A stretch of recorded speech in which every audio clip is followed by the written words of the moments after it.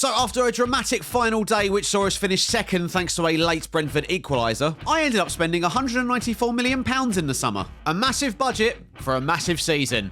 Run the intro.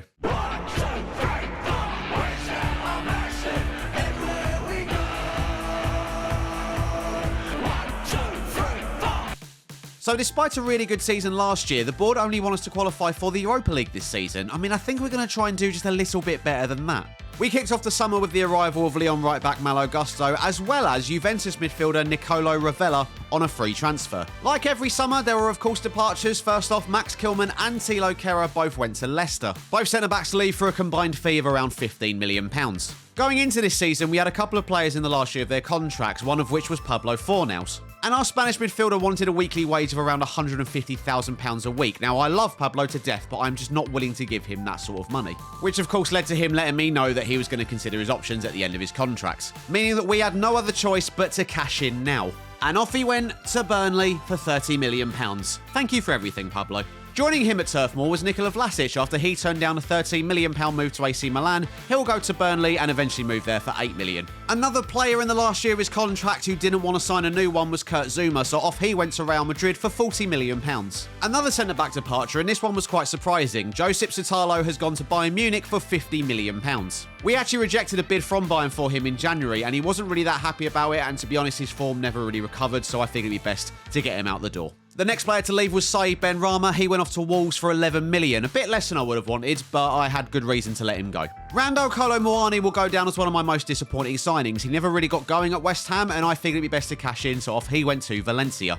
And I don't believe it, Emerson has finally left the club. He has gone to Lens in France. We're paying a little bit of his wage, but I'm just happy to finally get him out the door. The arrival of Malo Gusto meant that Rico Lewis's game time was going to be reduced, so I sent him out on loan to Rangers for the season. So now you know a bunch of players have left the club, and as you would have seen at the start of the video, we spent quite a lot of money in this transfer window. So the real question is, who did we bring in? So with 4 centre-backs leaving the club this summer, we obviously needed reinforcements in that area, so I headed over to Wolfsburg to pick up French 6'3" defender Maxime Lacroix. He's got pace, he's got passing ability, and quite frankly, I'm a little bit in love with him. And he comes in for a fee of £43.5 million.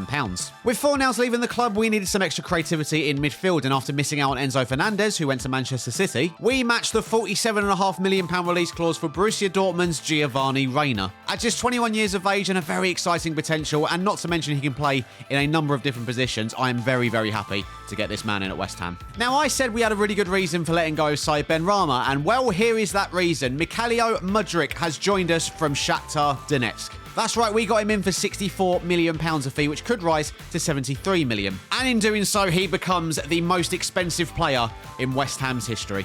We were still a little bit light at centre-back, and we needed an extra homegrown player, so I decided to spend £15.5 million on Everton's Ben Godfrey. And I thought my business there was done for the summer until deadline day came, and I saw that we could pick up Youssoufa Moukoko for just £23 million. And I'm sure you can agree, viewers, I could not turn down the opportunity to get this young man for that price. He is one of the most exciting forwards on the game this year. Still only 19 years of age, and I think he's got a very, very big future at this football club. And with that, our total spend for the summer is £194 million, but only a net spend of £34 million. Not bad, if you ask me. We kicked off the season with the Community Shield against Manchester City, and yes, we are still going with that 4-3-3. And what started was for the new boys. Lacroix headed into the path of Giovanni Reina to score on his debut. Unfortunately for us, though, City mounted a successful second-half comeback with goals from Ruben Diaz and, of course, Erling Haaland, which sealed them the Community Shield. Tin Pot trophy anyway, to be honest. Our first league game of the season saw us take on Leeds United, and once again, it was a good start for us, with Lucas Paqueta going on a brilliant run and putting us in front. And we've rounded off a 3-1 opening day win with 2 goals from who else but Gianluca Scamacca. And the Italian wasn't done there, netting a hat-trick in our next game, a 4-2 win away at Everton. Just the 5 goals in his opening 2 games, I think it's going to be another brilliant season for him. Up next was the toughest test in this opening run of fixtures. We welcomed Arsenal to the London Stadium, and it took just 3 minutes for Jarrod Bowen to give us the lead. Bowen then turned provider, setting up Giovanni Reina to get his first Premier League goal of the season. We were then able to demonstrate our strength in depth with substitutes Kepren Thuram and Joe Bellingham rounding off a brilliant 4-0 victory, which sees us top of the league after just 3 games. A 2-1 defeat away at Aston Villa and a 1-0 home win against Middlesbrough followed before we travelled to Brighton, where record signing Mudryk got his first goal for the club in a 3-0 win. Another 3-0 win, this time against Brentford, followed, as well as a 1-0 win away at Crystal Palace, which set us up nicely for a London derby at home to Chelsea, where the visitors got themselves in front through a well-taken volley from Raheem Sterling. Their lead only lasted less than 20 minutes though, as Marcus Edwards latched onto a mistake from Ben Chilwell to fire us level with a thunderous shot past Edouard Mendy. But Chelsea hit back early in the second half with this deflected effort from Mateo Kovacic to give them a 2-1 lead. It looked like Chelsea were going to give us our second defeat of the season, however after some pinball in the penalty area it fell to Marcus Edwards, who levelled the score at 2-2. And just a few minutes later, Edwards was involved once again, playing a brilliant pass to Kepa and Thuram, whose shot was saved right into the path of Gianluca Scamacca to give us a 3-2 win against our London rivals. Unfortunately, we weren't able to turn it around in our next game away at Manchester United, where after a cock-up between Areola and Lacroix, presented Bruno Fernandes with the easy job of making it 1-0 to the hosts. We were level briefly through Gianluca Scamacca, however, shortly after, Christian Eriksen played another wonderful pass, this time to Antony, who restored the lead for United. United were cutting through us like butter and we couldn't do anything to stop it, with Jadon Sancho making it 3-1 in the second half. Another brilliant through ball from Christian Eriksen to Bruno Fernandes made it 4, before the Dane capped off a wonderful afternoon for himself, this time setting up Anthony Martial, who condemned us to a 5-1 defeat. Things got even worse in our next game, with Harry Kane scoring the only goal in a 1-0 win for our arch-rivals Tottenham. Those back-to-back defeats leave us second in the table, level on points with Manchester United, who thankfully had just drawn 0-0 with Crystal Palace. There was a big change this season with the introduction of the new Champions League format. As you can see, rather than playing in groups of 4, there is now a 36-team league table where we'll be playing 8 of those teams. Where if you finish in the top 8, you'll guarantee a place in the round of 16, and if you finish between 9th and 24th, you will enter into a knockout playoff round. And I'll be honest with you viewers, I hate this. I think this new format is absolute rubbish. But I'm interested to know what you think, so get in the comment section and let me know, what do you think of the new Champions League format? And this is the part of the video where, of course, I remind you to hit that subscribe button and leave a like on the video if you're enjoying this video and this series as well. Our first game in this new format saw us take on Bayer Leverkusen, and at this point in the save, I'm sure if there was a bingo card for this series, Gianluca Scamacca scoring a hat-trick would almost certainly be on there. And that's exactly what he did in a 4-0 win. Our new wonder kid, Youssoufa Moukoko, got his first goal for the club in a 4-1 win against Antwerp.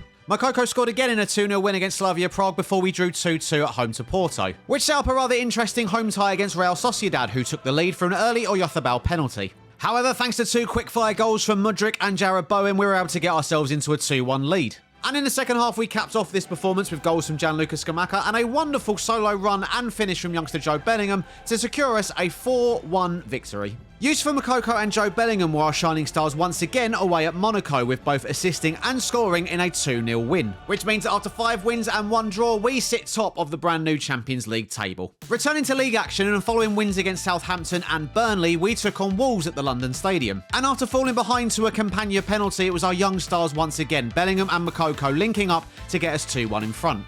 Incidentally, those two also got on the score sheet in that win against Burnley. And in the second half, well, quite frankly, we went on a bit of a rampage. Second half goals from Nayef Aguerd, Gianluca Scamacca and substitute Kepa and Thuram rounded off a very impressive 5-2 victory.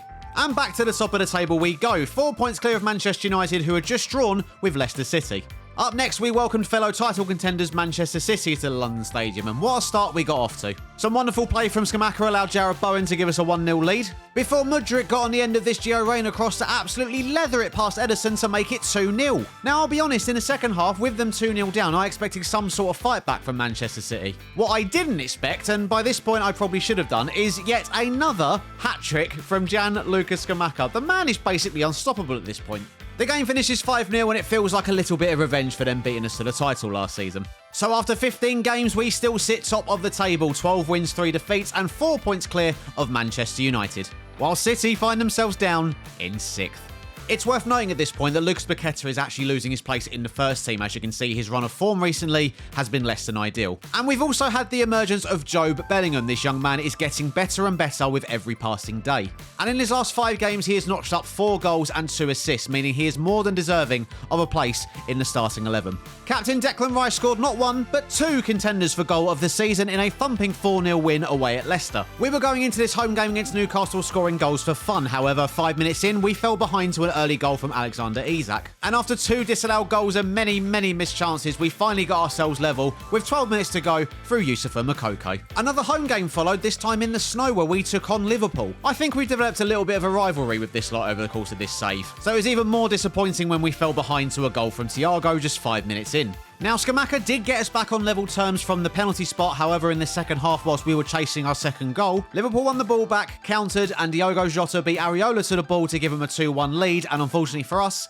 all 3 points. A very rare injury to Gianluca Scamacca meant he would miss the next game against Nottingham Forest. However, this was good news for Youssoufa Moukoko, who had a rare opportunity to start a league game for us. And he took full advantage of that, scoring twice in a 4-1 win against Nottingham Forest, which also saw goals for Khephren Thuram and Jobe Bellingham. Which means then at the halfway point of the season, we are still top of the table, just 3 points above Liverpool. Gianluca Scamacca is currently the top goal scorer in the league with 17 goals, and he also has the highest average rating, with Youssoufa Moukoko coming in third. And Giovanni Reina is leading the way in terms of assists with 11. So I'm sure we can agree it's been a pretty good first half of our season, with all of our new signings pretty much doing the business for us. Let me know down in the comment section how you think this season will go for us. Can we actually win a league title in just our third season? Let me know. And as always, if the next video is out by the time you're watching this one, I will make sure to include it on the end screen so you can click right through with no interruptions. Until the next video then, I've been Embreezy. Thank you very much for watching, and well, we all know what the deal is by now, don't we? Come on, you Irons!